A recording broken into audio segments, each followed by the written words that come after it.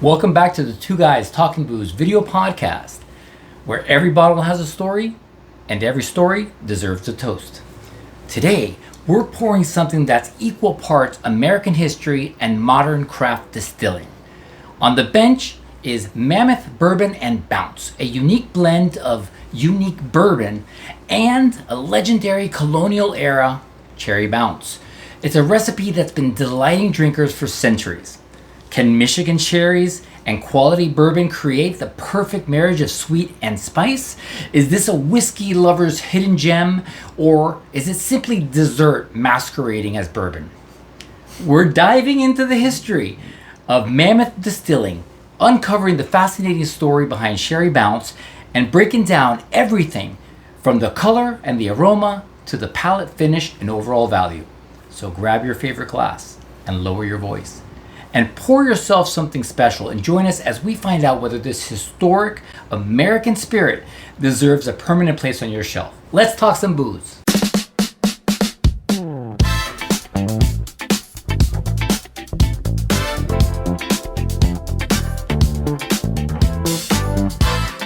John! Hey! How you been, man? Welcome been back. A while. You were up north. I was up north. It's been a minute, I think, hasn't it been? Yeah, you was. I missed my Turner to my hooch. Wait. So, you're the dog.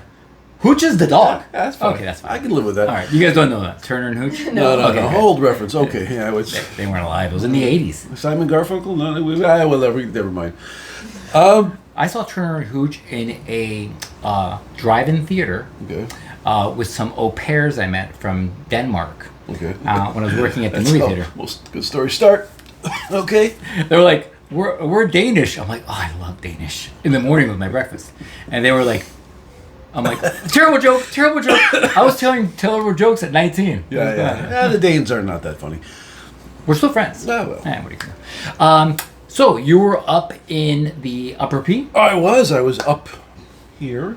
Michigan. For anybody who knows geography of Michigan, up here. Okay. Oh, yeah, and it happens to be the cherry capital of the country. Is that right? It is. Oh, I didn't know that. I thought they were in Washington. Is that apple trees? Nope. It's the biggest producer of the little maraschino cherries, the Montmorency ones that they make, all come from up here. What does maraschino mean? I don't know. I think it's like colored pink. I don't know what it means, honestly. But it's a huge producer of cherries. So that's part of the reason why we're doing a Cherry Bounce. Also because there is a growing number of distilleries up there and breweries as well. So I was up there and I went to the local distilleries, and they said they have one of their prize things at Mammoth is this Cherry Bounce or Bourbon Bounce. Which, let me tell you the story of how this works. I would love to.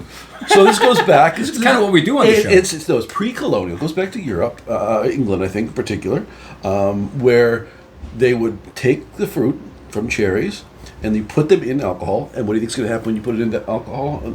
Deliciousness? They float, right? Okay. Mm-hmm. Because why? The buoyancy. Yeah, little air bubbles. All right. Cherries float on top. You can imagine. Over time, they get filled. They get macerated. They sink down. Macerated. Then, around Christmas time, they drink off. So this is with bourbon, usually with Sauterne, which we've never done a Sauterne on here, by the way. No. Traditionally done by Sauterne.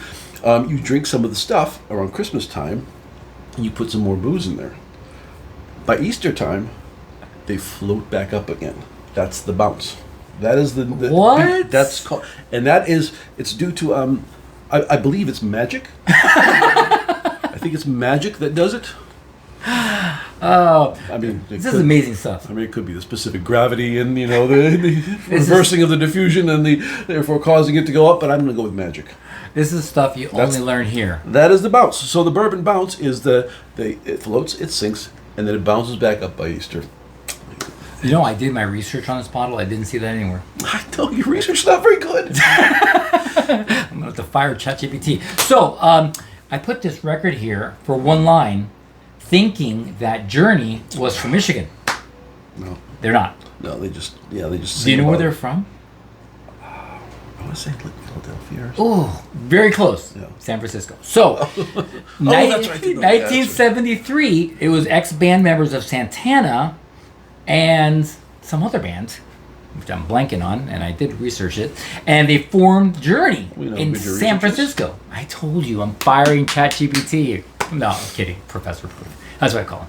So, you want to show us this magnificent... Yeah, so this is coming from Mammoth Distillery. It used to be a big thing. There's not a lot of places that make it. And again, between the distillery there and the tradition of bounces, cherry bounces, and this is a bourbon bounce, a little more higher proof, and the abundance of cherries there, this has become sort of one of Mammoth Distillery's sort of flagship things. This is 35%, right? Alcohol. This is 35%, yeah. So 70 proof. It's pretty good. So, can we take a picture with this? Yes. Ready? Excellent. So, while you open that beautiful bottle and pour, we're going to use the nice snifters. Are you guys drinking? You want to try a little bit? Sure, yeah. Okay. Yeah. Cherries are vegan. So, Mammoth Bourbon and Bounce is produced by Mammoth Distilling, like he said, a craft distillery headquartered in Traverse City, Michigan. Traverse City.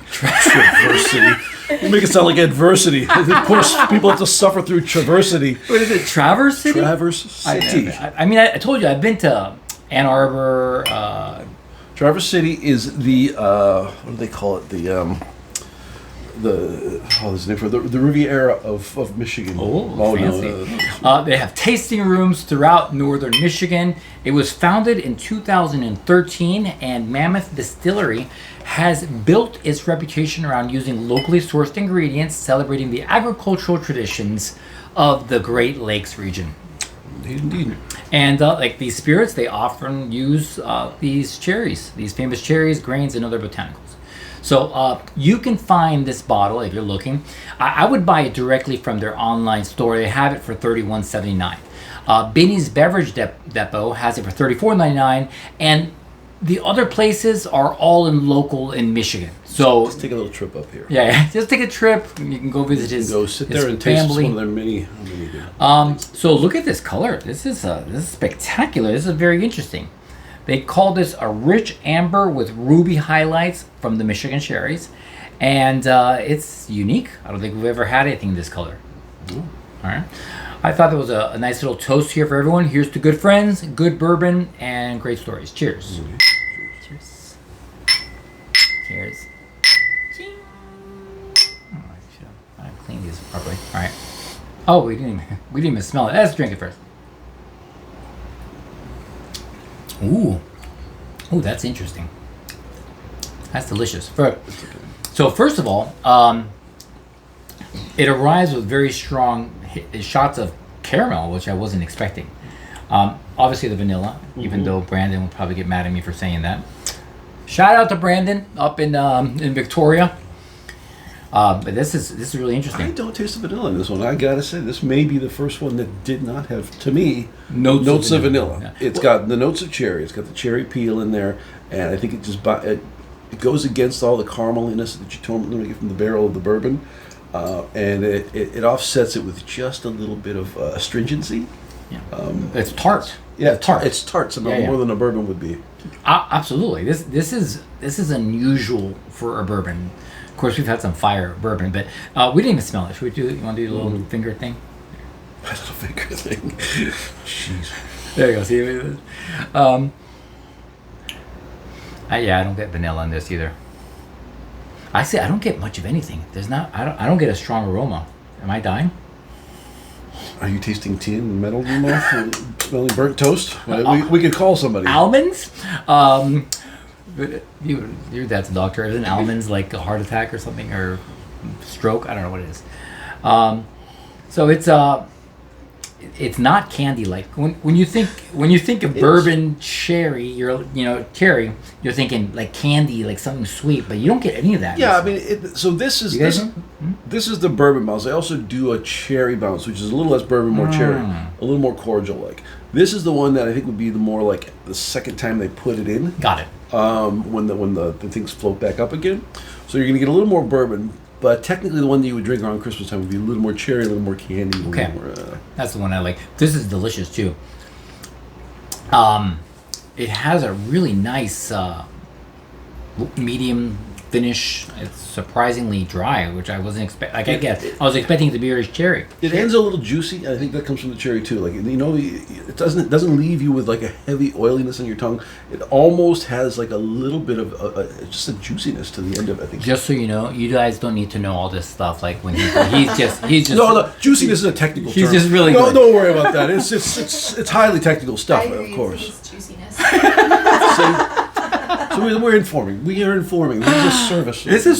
It's really good. I was excited about it because I've never had anything like this, and I'm really glad you introduced it to the show. Can I give you a fun fact about this bourbon bounce? Sure. I love that. First of all, the cherry bounce, the term you were saying, goes back to over 300 years. Mm-hmm. Did you know that? I did. It's older than America. America, yeah, it is. It was pre-America. Yeah, it was one of America's earliest homemade liqueurs, and families across the colonies would they would preserve their summer cherries by steeping them in whiskey, like you said, sugar and spices for months. Some historians believe that George Washington, ever heard of him? I heard he cut down a cherry tree, actually. He was particularly fond of cherry bounce, making this bottle a delicious revival of one of America's oldest cocktail traditions. You know, like Audrey keeps saying, cocktails. We need more cocktails on the show. Mammoth Distilling uses these locally grown Montgomery tart cherries. Okay. Yeah. Yeah, there's tart cherries and sweet cherries. I know a little bit about cherries. I just say with the Montmorency. It's Montgomery or Montmorency. I think it's Montgomery, but ChatGPT could be wrong. I think it's Montmorency cherries. But we'll look it up, and if you know the answer, put it in the comments. While you're clicking subscribe and saying this guy is so good, put it in there. Just say it's okay. We're all right. You know what? I think because we have ladies in the audience, that you were very good in relation to any cherry references, and I applaud you. I have been biting the inside of my mouth. He is Captain Inappropriate, and it's bad because it makes me look like the appropriate one. I'm just glad we could pop this with people around, and Well, with that note, we will end episode 153 of the Two Guys Talking Booze video podcast, where we enjoyed a delicious Mammoth Bourbon and Bounce. And remember, drink responsibly and laugh irresponsibly. Okay? All right. That's it. That was awesome.